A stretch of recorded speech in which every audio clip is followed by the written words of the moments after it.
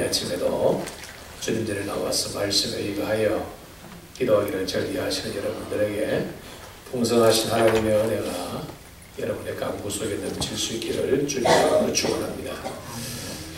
제가 2009년 12월 초에 와서 저 토요일마다 시편을 이렇게 강의했는데 오늘 드디어 150편을 마치게 되는데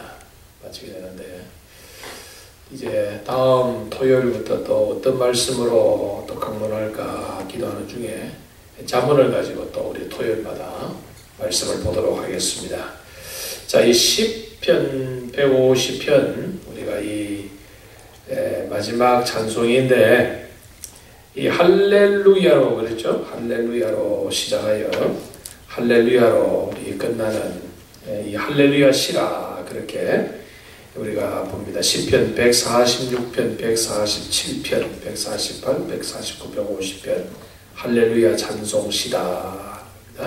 할렐루야로 시작하여 할렐루야로 마치기 때문에 할렐루야 시라 그렇게 우리가 일반적으로 부제를 붙여서 이 말씀을 우리가 상고합니다.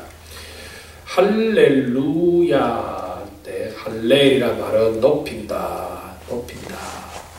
루는 누구에게 야훼 하나님을 향하여 그에게 합당한 경배를 돌리고 찬송을 돌리는 그것이 할렐루야다. 우리는 그냥 일반적으로 하나님께 찬양해라, 하나님께 찬양한다, 여호와를 찬양해라, 할렐루야 그렇게 우리가 말씀하는데 어디에서 하나님을 찬양해야 되는가? 어디에서 하나님을 찬양해야 되는가 할 때에 1절에서 그의 성소에서 하나님을 찬양하며 그의 권능의 궁창에서 그를 찬양해라. 여러분, 하나님의 성소가 큽니까? 궁창이 큽니까? 궁창이 큽니까? 하나님의 성소가 큽니까? 하나님의 성소보다 궁창이 크죠. 여기만 이 궁창이라는 것은 하나님께서 말씀으로 지으신 우주 만물을 가리켜서 궁창이라 그렇게 우리가 이해하시면 되겠고, 하나님의 성소는 우리가 하나님의 이름으로 회집하여 예배하는 여기가 하나님의 성소다 이 말입니다. 근데 여러분, 우리가 이 물질 세계에서 하나님께서 지으신 거 보면 궁창의 크기와 하나님의 성소의 크기가 비교가 되지 않죠. 그렇죠? 그러나 영적으로 볼 때에는 하나님의 성소가 더 큽니까? 궁창이 더 큽니까? 하나님의 성소가 더 큰 거예요. 네. 우리의 물질적 세계에 볼 때는 하나님의 이 궁창이 우리의 이 성소보다 상상하고 비교할 수 없을 만큼 크지만은 영적으로는 거꾸로입니다. 영적으로는 하나님의 성소는 궁창과 비교할 수 없을 만큼 위대하고 큰 것입니다. 그렇죠? 네. 왜냐? 하나님의 영적인 성소되는 천국도 성소요. 우리의 신앙 고백진 우리의 이 속사람도 성소요. 우리가 예배하는 것도 성소입니다. 말씀으로 지어지기 이전에 이 광활하신 하나님의 그 능력의 무한하심 전체를 우리가 감사하고 찬양하는 그것이 하나님의 성소이다. 그래서 하나님의 성소가 훨씬 더 큽니다. 그러니까 오늘 시편 기자는 궁창에서 찬송하기보다도 하나님의 성소에서 먼저 찬양해야 된다. 하나님께서 우리가 집에서도 찬송하고 직장에서나 우리의 사업에서 어디에서 우리가 찬송하지만 하나님이 가장 기뻐하시는 찬송은 어떤 찬송인가? 같은 신앙 고백으로 신앙으로 하나가 된 하나님의 자녀들이 하나님의 정하신 저소에서 찬양하는 것을 하나님이 가장 기뻐하시고 받으신다. 이것을 여러분 마음에 두시고 주 앞에 나올 때마다 하나님의 절에 나올 때마다 하나님을 향하여 찬양하면 하나님이 기뻐하신다 하는 거예요. 여러분, 우리가 자녀들을 키워보면 자녀들이 우리의 부모의 마음을 기쁘게 하면 꼭 뭐 자녀가 필요한 거 말 안 하더라도 부모가 먼저 주고 싶은 심정이죠. 그렇죠? 하나님도 마찬가지다. 여러분, 하나님 앞에 우리가 인생의 문제를 해결받고 복을 받는 비결이 여러 가지가 있습니다만은 가장 하나님의 우리의 바라는 복을 받는 가장 큰 비결이 뭐냐? 하나님을 기쁘시게 해드리는 것이다. 여러분, 하나님을 기쁘시게 하는 것에 가장 쉬운 방법이 뭡니까? 찬양하는 거예요. 찬양. 예, 찬양하는 겁니다. 찬양하는 것이 기도하는 것보다 쉽고 찬양하는 것이 내 몸을 드리는 것보다 쉽지 않습니까? 예? 상대적으로. 그래서 우리의 재단에 제가 이제 이런 목회를 해보면서 우리의 재단에 좀 기도하는 소리도 특별히 찬양하는 소리가 좀 더 크게 우리가 울렸으면 좋겠다 하는 그런 생각을 제가 자주 할 때가 있습니다. 자, 어디에서 찬송해야 됩니까? 그의 성소에서. 어디에서 찬송해야 됩니까? 그의 궁창에서. 그러니까 우리가 궁창 안에는 모든 것이 다 포함됩니다. 집에서도 찬송하고, 혼자 있을 때도 찬송하고, 여행할 때도 찬송하고, 기쁠 때도 찬송하고, 슬플 때도 찬송하고, 좋아도 찬송하고, 내 마음에 근심이 있어도 찬송하고, 그렇죠? 내가 건강해도 찬송하고, 내가 몸에 어려움이 있어도 찬송하고, 잘 될 때도 찬송하고, 잘못될 때도 찬송하고, 찬송으로 충만해야 된다. 그 다음 두 번째로 찬양해야 될 이유를 설명합니다. 왜 우리가 찬양해야 되느냐? 찬양해야 되느냐? 2절에 나옵니다. 그의 능하신 행동을 찬양하며. 근데 여러분, 여기에 우리가 이 행동이라 하니까 제가 조금 이 해석에 좀 그런 것 같아요. 왜냐하면 이 행동이라는 단어가 한자에서 왔잖아요. 한자에서 보면 어떤 동물들이 움직이는 것 같은 행동이라 그래요. 그러니까 하나님께서 지은 사람이 어떤 행동하는 건 행위라 그래요. 그래서 여기에 그의 능하신 행위를 찬양하며 하는 것이 훨씬 더 좀 하나님 앞에 더 좀 가까이 나아가고 하나님의 속성을 좀 더 우리가 드러내는 것이 아닌가. 하여간 하나님께서 하시니 능하신 행위가 무엇이냐. 하나님께서 말씀으로 천지를 창조하시고 하나님의 형과상으로 우리를 지어주시고 죄인된 우리들을 다시 하나님께서 은혜를 베푸시고 긍휼을 베풀어 주셔서 하나님의 자녀로 세워주시고 회복시켜 주시고 하나님의 영원하신 기업을 함께 있게 하신 그것이 하나님의 능하신 행동이다. 능하신 행위이다. 그의 지극히 위대하심을 어떻게 하나님이 이런 위대한 일을 하실 수가 있느냐? 그의 하나님은 지극히 위대하신 분이다. 근데 여기에 지극히 하는 히브리 원어의 말씀 보면은 우리가 상상할 수 없는 그런 의미입니다. 무슨 말입니까? 여러분, 침팬지가 이 세상에 있는 아프리카에 있는 그 많은 침팬지가 가장 똑똑한 침팬지를 할지라도 사람의 여러분 약한 사람보다도 어떤 못하지 않아요? 여러분, 침팬지가 아무리 똑똑해도 사람의 이 사랑하는 마음, 사람의 근심하는 마음, 사람의 어떤 속에 있는 우리의 하나님의 형상으로 지원받은 우리의 인생에 관하여 여러분 침팬지가 이해할 수 있겠습니까? 못합니다. 침팬지가 아무리 똑똑하고 침팬지 중에 최고로 똑똑하다 할지라도 여전히 침팬지는 여러분 반사적인 것에 제가 이렇게 반응하고 제가 여러분이 본능적인 것에 충만한 것이지 침팬지가 이 세상의 염려와 근심을 위해서 고뇌하고 고심했다는 것은 없어요. 그렇죠? 뭡니까? 아무리 침팬지가 위대하다 할지라도 사람의 생각을 따라갈 수 없듯이 우리가 아무리 이 세상에 뛰어난 사람이라 할지라도 지극히 위대하신 하나님 우리가 다 이해할 수 없는 거예요.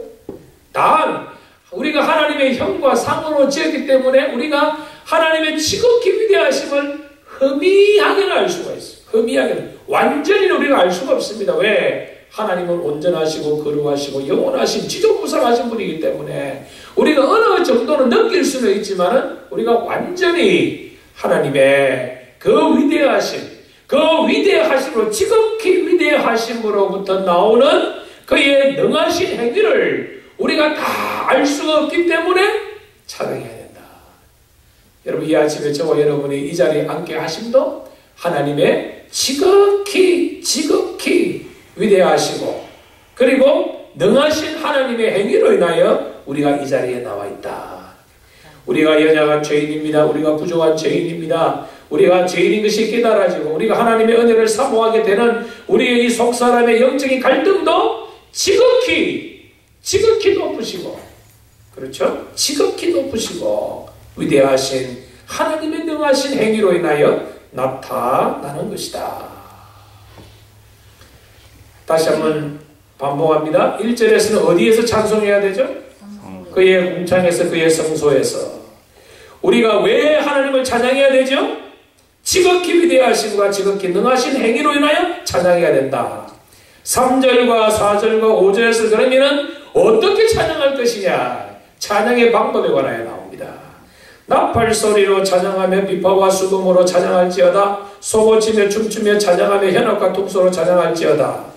큰 소리 나는 제금으로 찬양하며 높은 소리 나는 제금으로 찬양할지어다. 여러분, 여기에서는 우리가 이해할 것이 있습니다. 예. 성경 봐라. 나팔 소리로 찬양하라 하느냐? 우리가 주일마다 나팔 소리로 찬양합니까? 비파와 수금으로 찬양해야 하느냐? 우리 비파도 가져오고 수금도 가져오고 소고도 치고 춤도 추고, 여러분 주일날 춤도 추고 찬양합니까? 여러분, 우리가 성경을 잘 이해해야 됩니다. 성경에 많아. 춤추며 찬양을 해서 춤추자. 할 수도 있고 안 할 수도 있습니다. 예? 여러분, 저 아프리카 가보면요, 참 우리 권사를 다녀서 보셨죠? 그 사람들은 주일날 찬양하면요, 그 춤추며 찬양하는 것이 그렇게 자연스러워. 얼마나 아름다운 것이요. 몸이 뚱뚱하든지 홀쭉하든지 키작 상관없어요. 얼마나 여러분이 화음도 평생에 음악 공부 한 번도 안 한 사람이요. 얼마나 아름답게 제가 한번 어느 말라위 시골에 들어가는데요. 이 두드릴 거 없으니까 그 사람들은 돈이 없으니까 이러면 현악기는 상상도 못하고, 거기 때문에 타악기인데 악기가 없으니까 깡통이죠. 깡통. 이 넓은 깡통, 깊은 깡통, 또 이 여러 가지 깡통의 이 모양에 따라 소리가 다르니까, 깡통으로, 이 드럼을 만들어 치고, 또 어떤 데 가보니까요, 여러분, 자동차 바퀴 빠진 거기 자동차 바퀴 드럼 있죠. 봐요. 구멍이 몇 개 나 있잖아요. 거기다가 또 센쪽으로 해가지고 하여튼 우리의 상상을 기반하는 우리의 상상을 뛰어넘는 방법으로 모든 것을 아껴. 정 안 되면 나무 조각을 두드려서라도 그래 찬양을 하더라고요. 근데 여러분, 그러니까 우리가 하나님 말씀 볼 때, 자 여기 봐라, 춤추며 찬양해서 우리 춤추자, 그 곤란하다는 거예요. 왜 그러냐면 우리가 여러분 성경을 우리가 이해할 때, 자 성경에 있어 그대로 하자면은요, 상당한 혼란이 일어납니다. 고린도 교회를 문안하는 사도 바울이, 너희들은 주일마다 거룩한 입맞춤으로 서로 문안하라. 자, 우리 이제 키스하자. 성경에 키스하면서 예배하라 하잖냐 하면 어떻게 되겠어요? 큰 혼란이. 예배의 방법은 여러분, 제가 전에도 말씀드렸죠. 예배는 문화입니다. 예배는 문화예요. 그 문화란 말은 무슨 말인가 하면, 자기의 환경과 자기의 처지와 자기의 살아온 배경 속에서, 자기의 가진 환경 속에서 가장 좋고 자연스러운 방법으로 하나님의 예배를 드리는 거예요. 예배가 문화가 아니고 예배가 명령이라고 하면은, 여러분 우리가 이슬람처럼 저 메카로 향하여서 자기가 무슨 말 하는지 알지도 못하면서 아랍어로 중얼중얼하면서 예배를 드려야 돼요. 여러분, 예배는 그 지역의 환경과 그들의 자라나온 배경과 문화와 습관에 의해서 가장 자연스러운 방법으로 심령에 우러나오는 자연스러운 감사함으로 하는 예배를 드리는 거예요. 그래서 우리가 나팔 소리로 찬양할 수 있고 비파와 수금으로 찬양할 수 있지만 안 그래도 된다. 무슨 말입니까? 여러분, 방법이 중요합니까? 목적이 중요합니까? 목적이 중요한 거예요. 목적이. 여러분, 방법은 하나의 말 그대로 방법입니다. 그렇기 때문에 우리가 이 교회에서 우리가 예배드리는 이 찬송이나 음악에 관해서 우리가 분명한 우리가 이해함이 있어야 됩니다. 나팔 소리로 찬양하고 비파와 수금으로 찬양해라. 나팔 소리는 어떤 악기입니까? 부는 악기지요. 비파와 수금은 어떤 악기입니까? 줄을 타는 악기입니다. 소고는 어떤 악기죠? 타 악기지요. 현악과 통소. 그러니까 할 수만 있으면 모든 악기를 동원하여 하나님을 찬양하는 것이 좋다는 것이지, 할 수 있는 모든 악기를 반드시 동원해서 찬양하라, 그건 아니라는 거예요. 네. 큰 소리 나는 제금으로, 높은 소리 나는 제금으로 찬양해라. 그러니까 할 수만 있으면 모든 악기를 동원하여 할 수 있으면 그렇게 해라. 다시 되풀이합니다. 1절에서는 어디에서 찬양해야 되느냐, 2절에서는 왜 찬양해야 되느냐, 3, 4, 5절에서는 어떤 방법을 찬양해야 되느냐. 제일 중요한 겁니다. 6절입니다. 누가 찬양해야 되느냐. 누가 호흡이 있는 자마다. 호흡이 있는 자마다.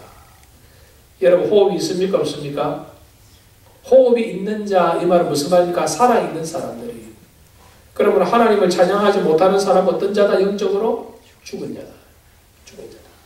여러분이 찬양할 때의 기쁨과 즐거움으로 여러분 하나님을 찬양하는 마음이 우러나면 그 사람은 어떤 자입니까? 호흡이 있는 자다. 호흡이 있는 자다. 호흡이 있는 자마다 여호와를 찬양하라. 이것이 시편의 결론입니다. 시편 1편에 복 있는 사람이 누구 있냐? 1편에서 150편까지 쭉 이야기하면서 시편의 총 결론이 뭡니까? 복 있는 사람이 누구 있냐? 복 있는 그 사람은 여호와를 찬양하는 자다. 여호와를 찬양하는 자다. 복 받지 못한 사람은 하나님을 찬양할 수가 없다. 누가 복 있는 자냐? 하나님이 누구인가를 깨닫고 그 하나님의 말씀대로 뜻대로 살아가기 애쓰고 수고하는 자가 복이 있는 자요. 그 사람이 하나님께서 의인으로 인정하시고 그 의인으로 인정된 하나님의 백성들이 해야 할 일은 무엇이냐? 때를 얻든지 못 얻든지 하나님을 찬양하는 도구가 되어서 하나님을 기쁘시게 하는 하나님의 찬양의 도구, 호흡이 있는 자로 하나님을 찬양하듯이 우리가 하나님을 찬양해야 된다. 이것이 시편의 결론입니다. 사랑하는 주의 백성 여러분, 우리가 하루를 살더라도 우리가 한 달과 1년을 산다 할지라도 우리가 주님 앞에 설 때까지 우리가 해야 할 일은 무엇입니까? 하나님을 찬양하는 것이다. 하나님을 찬양하는 것이다. 찬양을 왜 하지요? 기쁘라고 찬양하잖아요. 하나님을 가장 기쁘시게 하는 것이 무엇입니까? 믿음입니다. 내 신앙 고백적인 찬송을 찬송가도 이 찬송은 곡도 어렵고 내가 별로 좋아하지 않는 찬송이라는 이걸 나불고 있고 자기가 평소에 좋아하는 찬송 나오면 좋아서 큰 소리 부르고 그러면 찬송은 내가 알든지 모르든지 잘 모르는 찬송이라 할지라도 거기에 나오는 가사를 내가 묵상하고 거기에 곡은 내가 잘 모르도 성도들과 함께 화합해서 할 수가 있다고 하면 최상의 심령으로 하나님 앞에 감사하고 찬양하는 이것이 하나님이 우리에게 원하는 것이다. 기도하는 교회를 기뻐하시고 예배를 바르게 드리는 교회를 기뻐하시고 헌신하고 봉사하는 교회도 하나님 기뻐하시지만 찬양하는 백성도 하나님이 기뻐하신다 생각하시고 우리의 교회에 하나님을 기쁘시게 하는 여러 가지 신앙적 행위가 날로 충만할 수 있기를 주님의 이름으로 축원합니다.